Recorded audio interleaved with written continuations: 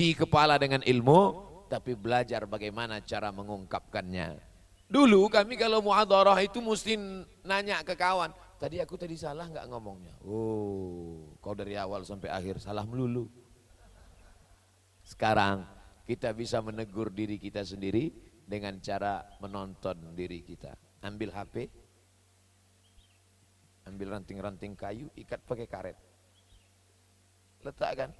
Itu di belakang ada pohon-pohon jagung, letakkan. Kami kan nggak boleh pakai HP Pak Ustadz. Pas orang tua datang, mudib, hari Sabtu, hari Ahad.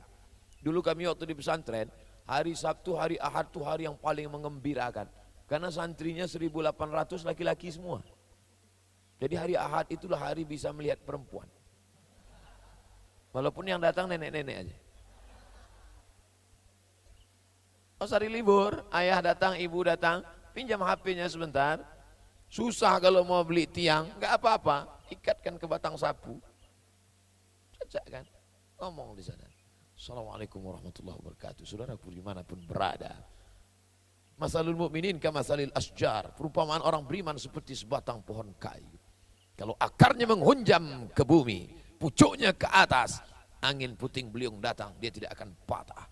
Jangan seperti pohon toge. Dikunyah habis menjadi sampah dan kotoran. Like and share. 1 menit, masukkan ke Instagram. Upload ke Instagram, 2-3 jam, pinjam lagi HP-nya. Ya, Mak, coba tengok HP. Loh, kok nggak ada yang like? Rupanya nggak ada friend. Artinya apa? Kita bisa menegur diri kita sendiri dengan rekaman-rekaman yang ada. Ustadz sendiri, Ustadz lihat itu rekaman, ya. Setelah direkam, diupload, saya tonton, saya lihat. Oh, ternyata dari tadi matanya cuma ke satu arah. Sementara jamaah itu harus melihat ke sana kemana. Dari salam itu aja sudah melihat kemana arah. Assalamualaikum warahmatullahi wabarakatuh.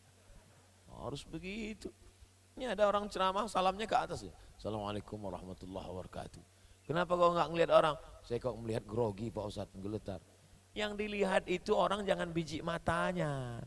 Yang dilihat tuh pecinya. Tengok pecinya. Jangan kau tengok matanya. Tengok mata dia lebih tajam, ciut kita. Kalau ceramah itu jangan tengok mata orang, tengok pecinya. Jangan pula nengok ke bawah. Assalamualaikum warahmatullahi wabarakatuh. Tengok ujung peci atas. Walaupun nanti di rekaman nampaknya sepertinya mata kita melihat ke depan, tapi sebetulnya tidak.